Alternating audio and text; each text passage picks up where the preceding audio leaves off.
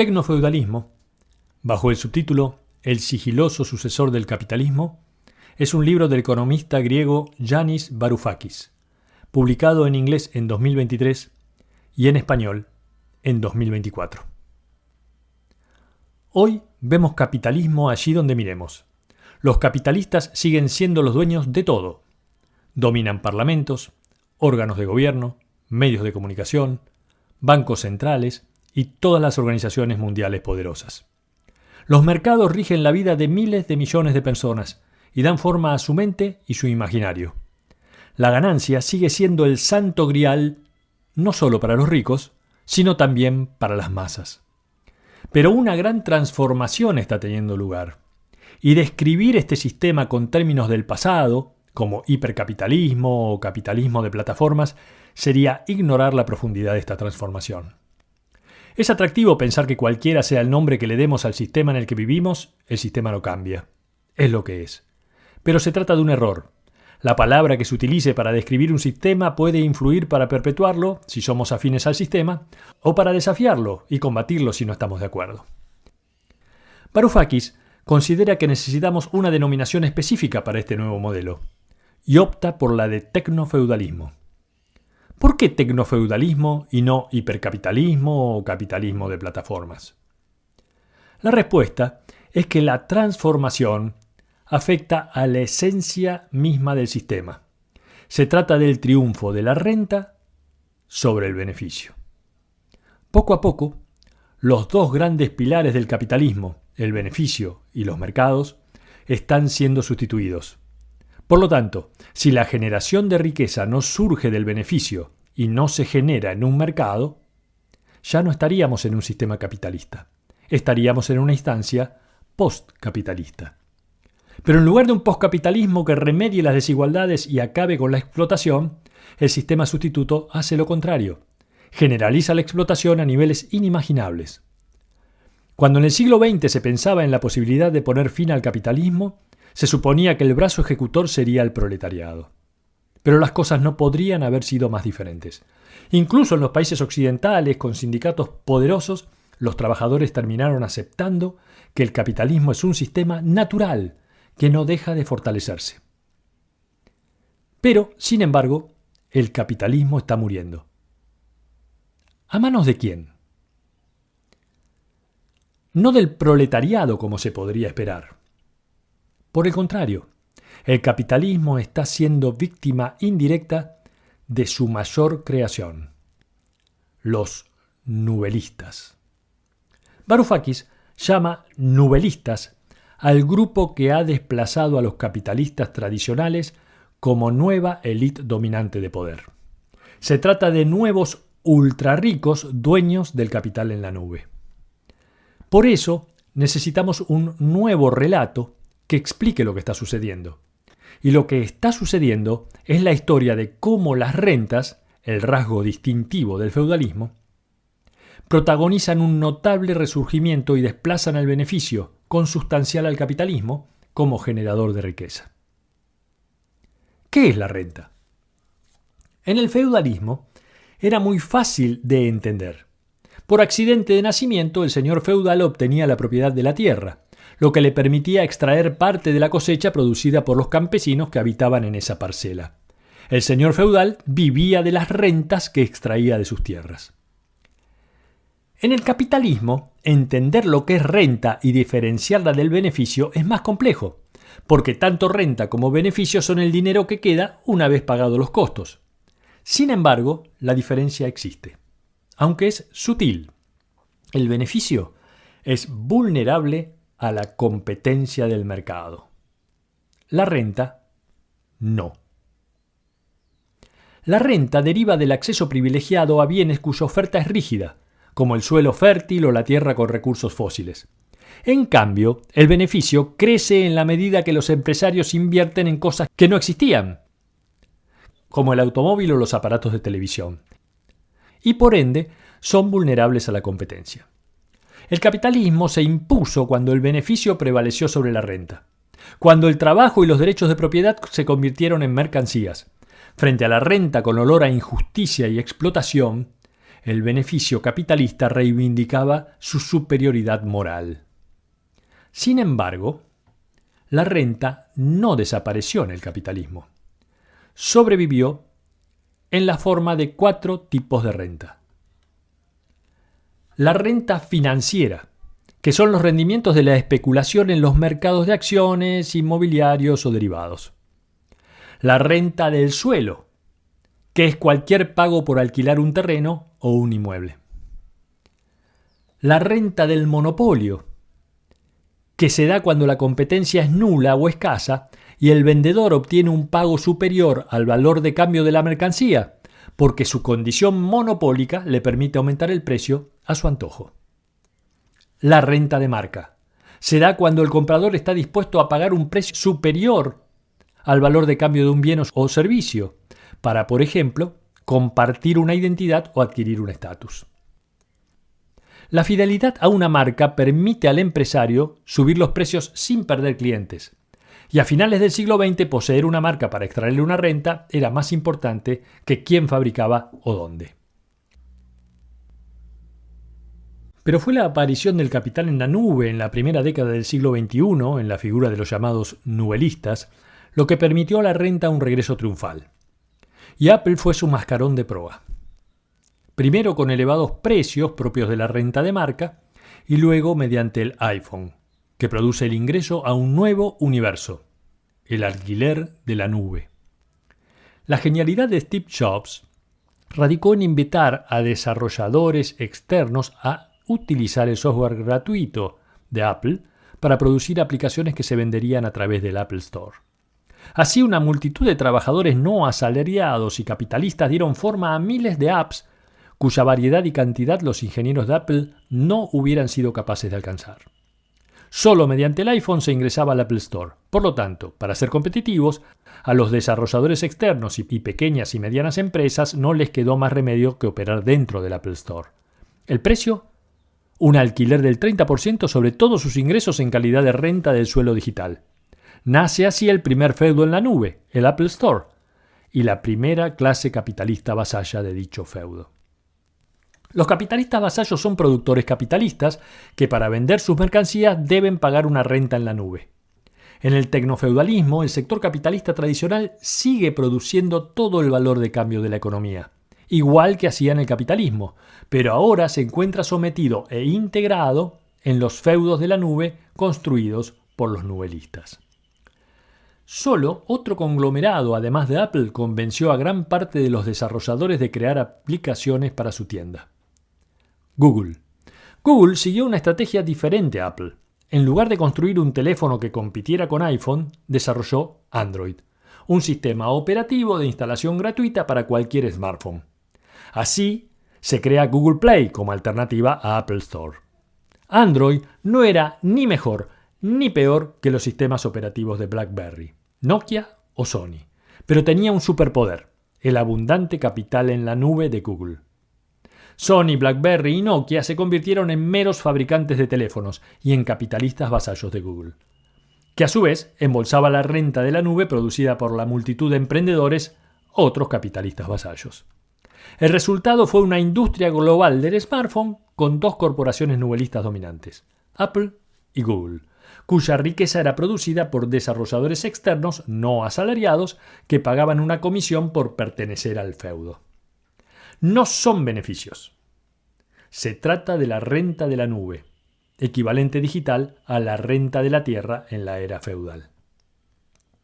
Al mismo tiempo que los nubelistas Apple y Google, Amazon está perfeccionando su fórmula para vender bienes físicos y creó su propio feudo en la nube. Una característica del tecnofeudalismo es que el comercio no se sitúa en los mercados, sino en los feudos de la nube creados y dirigidos por los algoritmos del capital que ponen en contacto a compradores con vendedores.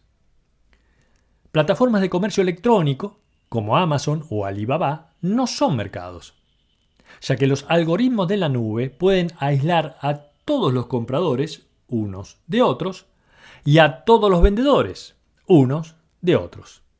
El algoritmo nubelista se reserva la función de poner en contacto a compradores y vendedores, y eso le otorga al nubelista el poder de cobrar a los vendedores. Capitalistas convencionales devenidos en vasallos de la nube. Le cobran grandes rentas por tener acceso a los clientes.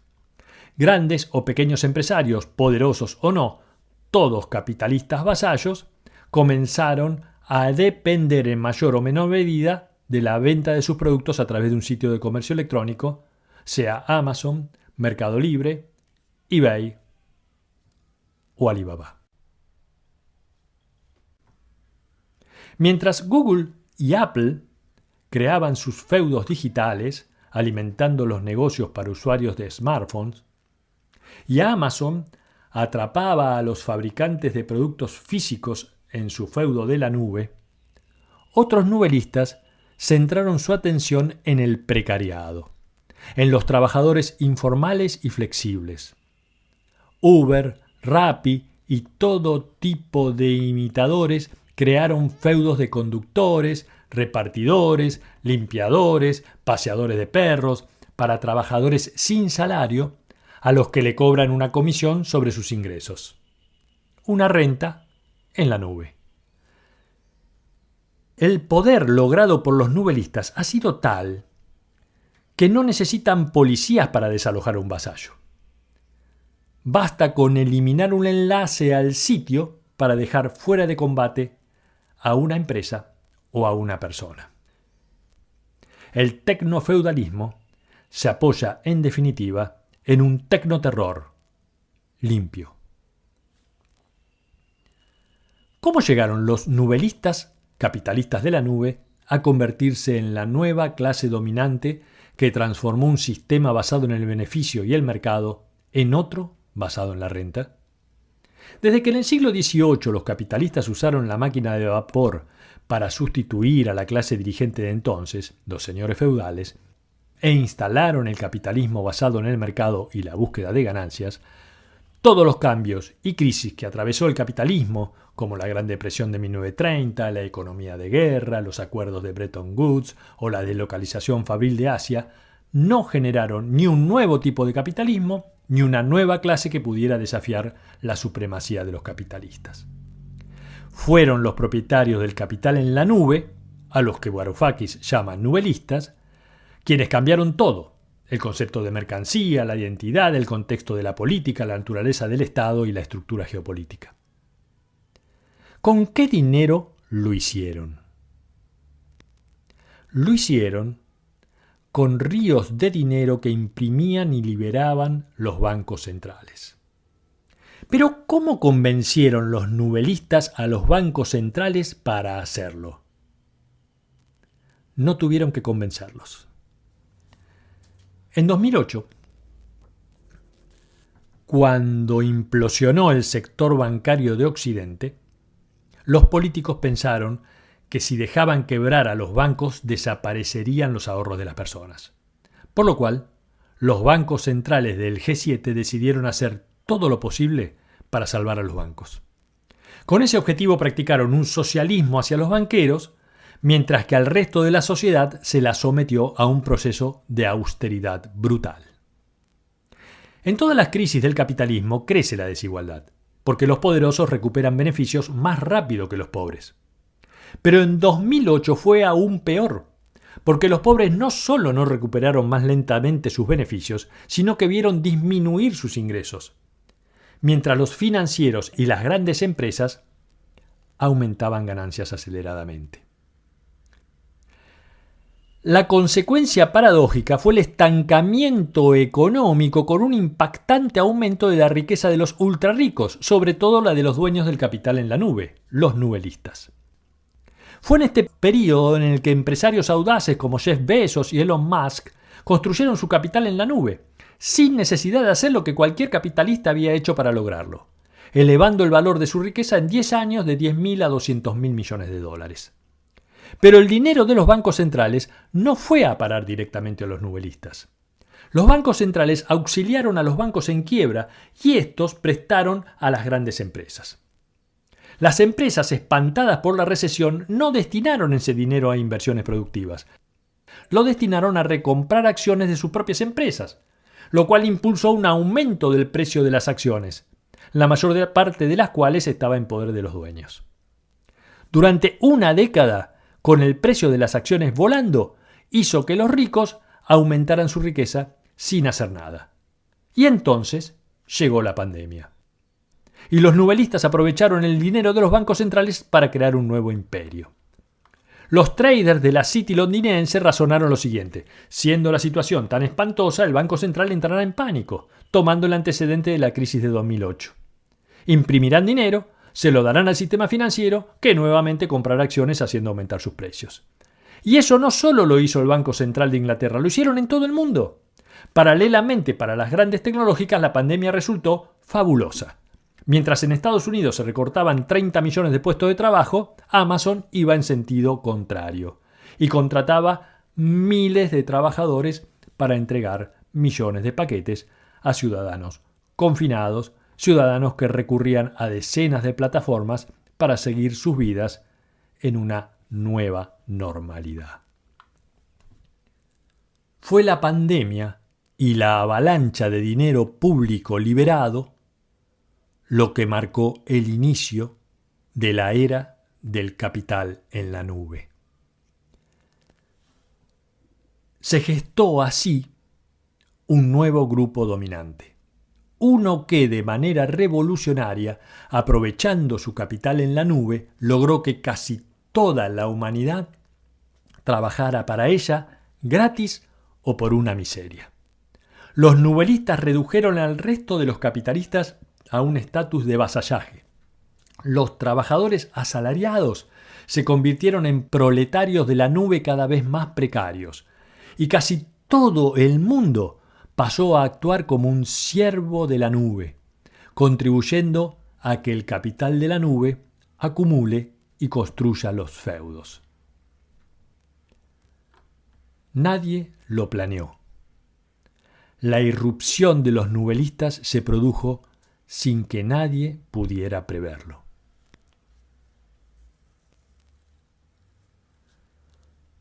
Una mirada crítica al planteo de Varoufakis diría que los nubelistas no difieren de los capitalistas conocidos. Invierten su capital en tecnologías cada vez más avanzadas e incluso en cuanto se instala algo parecido a un feudo, como puede ser Facebook, surge algo similar que le genera competencia, como TikTok. Según esta mirada, los nubelistas no se parecen mucho a los señores feudales del medioevo. Al contrario, se parecen más a los Ford y a los Edison del siglo XX. Si así fuera, ¿por qué no llamarlo mejor capitalismo rentista, o capitalismo en la nube, o hipercapitalismo? Varoufakis responde que es cierto que los nubelistas invierten en alta tecnología, pero sus inversiones no derivan en un bien o un servicio que se produce para ser vendido y obtener una ganancia. Alexa o Siri no responden a nuestras preguntas a cambio de dinero. Ni Instagram o TikTok nos venden nada. Su objetivo es captar nuestra atención. Incluso cuando nos venden acceso a ChatGPT, no lo hacen como si fuera una mercancía. Se venden a un precio barato para que accedan a nuestros hogares y capten aún más nuestra atención. Es este poder de captura lo que les permite luego cobrar una renta en la nube a los capitalistas vasallos que se dedican al antiguo negocio de vender mercancías para obtener beneficios, basados en los algoritmos alimentados por nuestra atención secuestrada.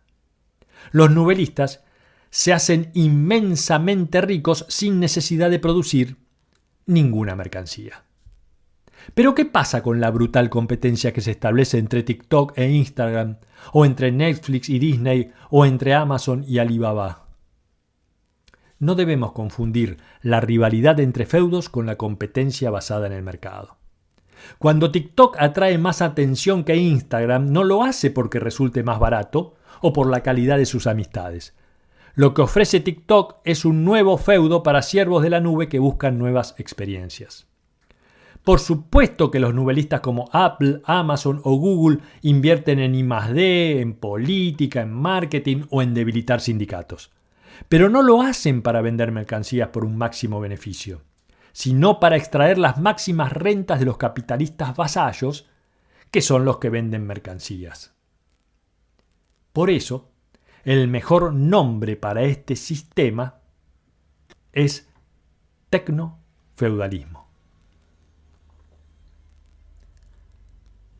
En el último tercio del siglo XX se formalizó un pacto tácito entre China y Estados Unidos, o mejor dicho, entre las clases dominantes estadounidenses y chinas, con el objetivo de mantener alta la demanda de productos chinos en base al déficit comercial de Estados Unidos. Para ello se trasladaría la producción industrial de empresas estadounidenses a territorio chino y los beneficios de las empresas fabriles chinas se invertirían en bonos del Tesoro y el sistema financiero estadounidense.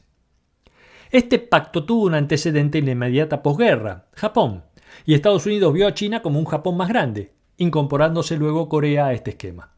Los aparatos electrónicos japoneses, la ropa china y los televisores coreanos inundaron los supermercados de Estados Unidos. Pero llegó la crisis de 2008, con dos consecuencias. Por un lado, fortaleció la posición china al aumentar la inversión interna ante la austeridad occidental, lo cual aumentó la importancia global de China, permitiendo acumular tal cantidad de excedentes que amplió su geopolítica de inversiones al África, América Latina, Asia e incluso Europa. Y la segunda consecuencia fue el aumento del capital en la nube impulsado desde Beijing. De ese modo, las grandes tecnológicas de Silicon Valley comenzaron a sentir la tremenda competencia de las tecnológicas chinas. Y Estados Unidos sintió su hegemonía amenazada. En Occidente se subestimó el crecimiento tecnológico chino. Se supuso que solo era un fenómeno de imitación y duplicación. Baidu era Google, Alibaba era Amazon, Weibo era Twitter y así. Pero en verdad, se crearon 5 conglomerados nubelistas chinos: Alibaba, Tencent, Baidu, Ping An y JD.com. Es tal la dimensión de estos 5 conglomerados que es como si en Occidente se combinaran Google, Facebook, Twitter, Instagram y TikTok. A eso se sumaran mensajerías como Skype, WhatsApp y Viber, junto a los nubelistas de mercado electrónico como Amazon, Spotify, Netflix, Disney, Airbnb y Uber, y finalmente sumarle PayPal y otras aplicaciones de pago. Y todo esto resultaría comparable a la aplicación china WeChat, del gigante Tencent, que permite a millones sin salir de ese entorno hacer una compra mientras escuchan música, navegan por las redes sociales y envían dinero a cualquier persona fuera y dentro de China.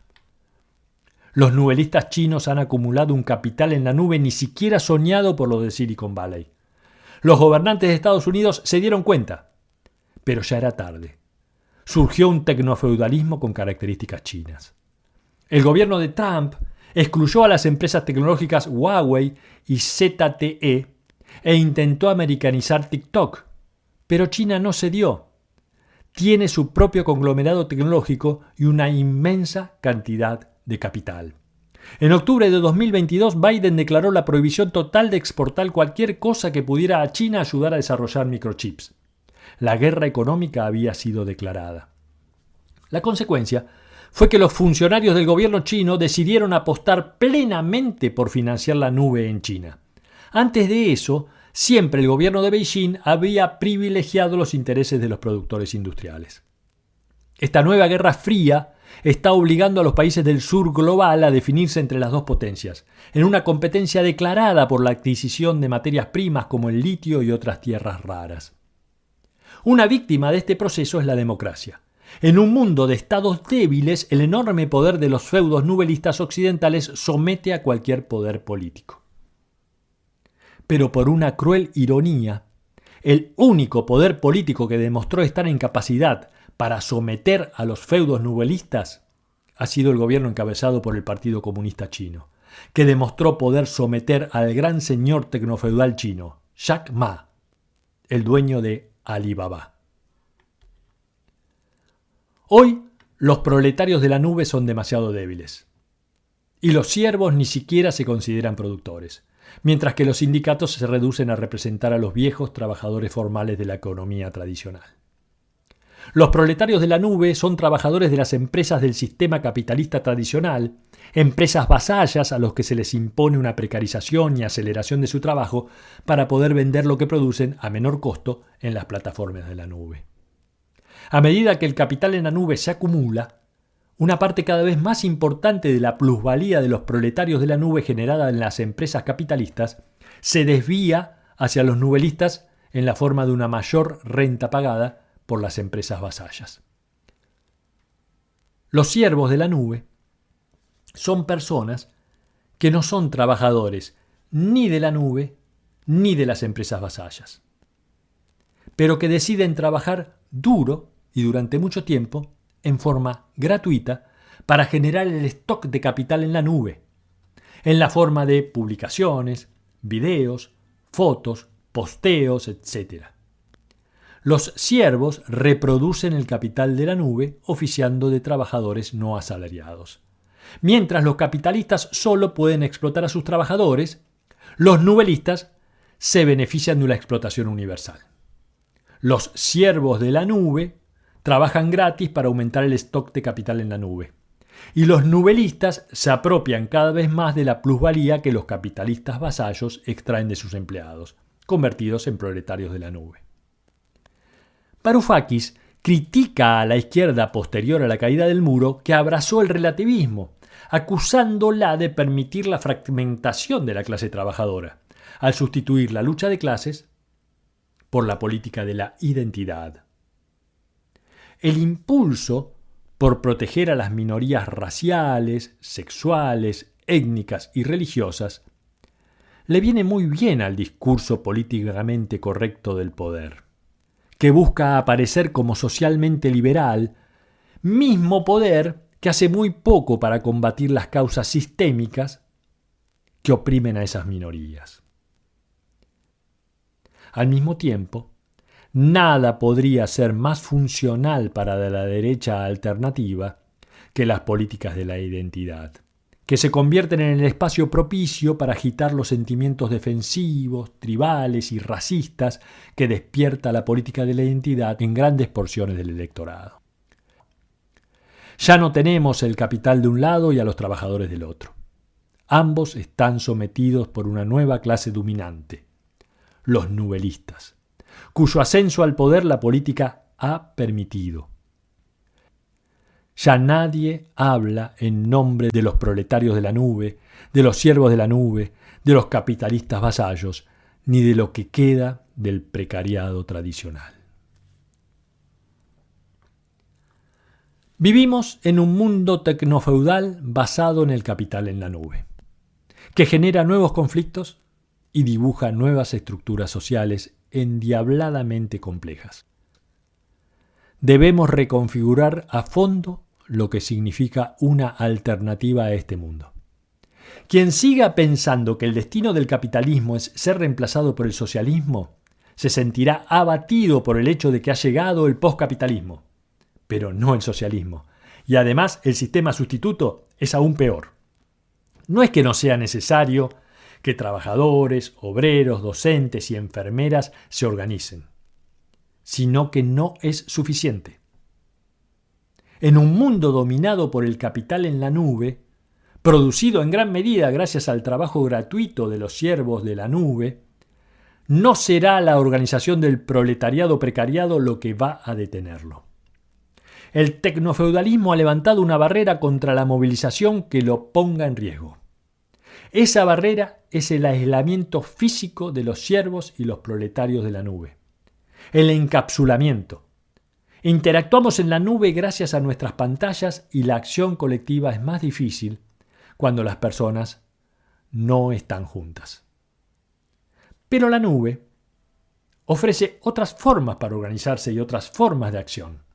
Por ejemplo, una movilización en la nube que logre boicotear la compra en algún feudo de venta online durante algún tiempo, cosa que requiere un mínimo sacrificio y puede darnos un alto beneficio colectivo.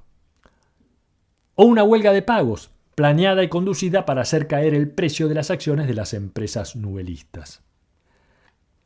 Así como en el capitalismo industrial, los trabajadores estaban alienados porque no eran propietarios de los medios de producción y carecían de la toma de decisiones, en el tecnofeudalismo hemos dejado de ser dueños de nuestras mentes.